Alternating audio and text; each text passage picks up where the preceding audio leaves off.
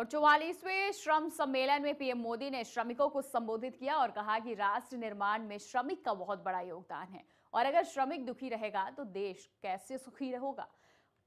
उसने और आगे कहा कि श्रमिक अपने सपनों की आहुति देकर दूसरों के सपने को पूरा करते हैं। श्रमिक और मालिक के बीच परिवार भाव हो रहा है और हमें श्रमिकों के प्रति आदर का भाव जगाना होगा। साथ ही उद्योगपतियों को भी श्रमिकों के बारे में सोच बदलनी होगी।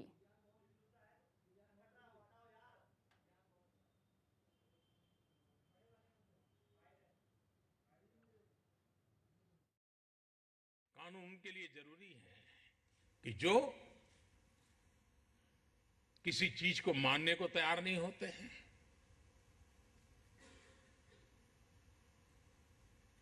श्रमिक को इंसान भी मानने को तैयार नहीं होते हैं, उनकी सुख सुविधा की बात तो छोड़ दीजिए, उसकी मिनिमम आवश्यकताओं की ओर भी देखने के लिए तैयार नहीं होते हैं, ऐसे लोगों के कानूनों की उतनी ही जरूरत होती है। और इसलिए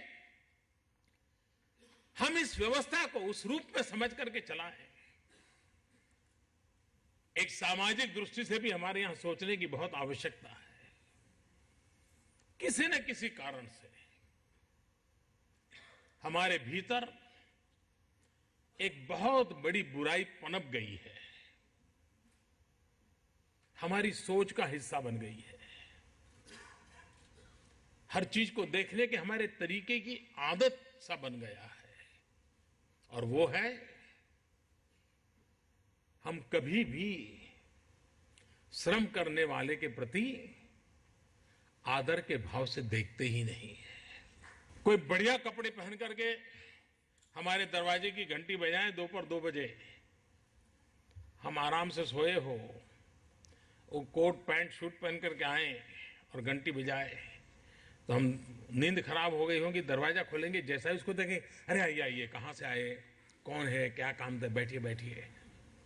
और कोई ऑटो रिक्शा वाले ने घंटी बजाई, पता नहीं चलता है। दोपहर 2 बजे हम सोते हैं, इस समय घंटी बजाते हो क्या? क्यों भाई, ये फर्क क्यों? ये जो हमारे सामाजिक जीवन की एक जो सबसे बड़ी कमी आई है, सदियों के कारण आई हुई है। लेकिन कभी न कभी डिग्निटी ऑफ लेबर, श्रम की प्रतिष्ठा, श्रमिक का सम्मान, ये समाज के नाते अगर हम स्वभाव नहीं बनाएंगे तो हम हमारे श्रमिकों के प्रति, जो कि उसके बिना हमारी जिंदगी नहीं है।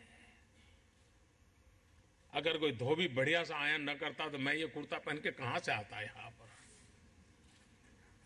और इसलिए जिनके भरोसे हमारी जिंदगी है, उनके प्रति सम्मान का भाव, ये सामाजिक चरित्र कैसे पैदा हो, उसके लिए हम किस प्रकार से व्यवस्थाओं को विकसित करें। हमारे बच्चों की पाठ्य पुस्तकों में उस प्रकार के सिलेबस कैसे आए ताकि सहज रूप से आने वाली पीढ़ियां हमारे श्रमिक के प्रति सम्मान के भाव से देखने लगे। हमारी सरकार को सेवा करने का अवसर मिला है। श्रम संगठनों के साथ लगातार बातचीत चल रही है और त्रिपक्षीय बातचीत के आधार पर ही आगे बढ़ रहे हैं।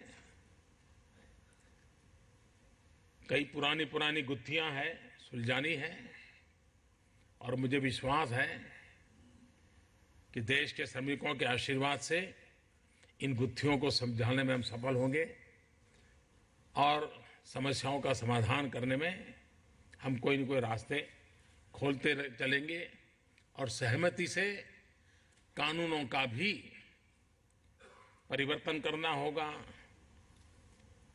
कानूनों में कोई जोड़ना होगा, कुछ निकालना होगा, वो भी सहमति से करने का प्रयास करते ही रहना चाहिए। निरंतर प्रक्रिया चलती रही है, आगे भी चलती रहने वाली है।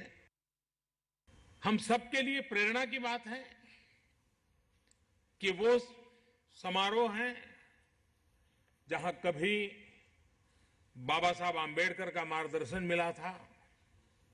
ये वो समारोह हैं जिसे कभी भारत के भूतपूर्व राष्ट्रपति श्रीमान विवेक गिरि जी का मार्गदर्शन मिला था। अनेक महानुभावों के पद चिन्हों पर चलते चलते आज हम यहां पहुंचे हैं। समय का अपना एक प्रभाव होता है। आज से 70-75 साल पहले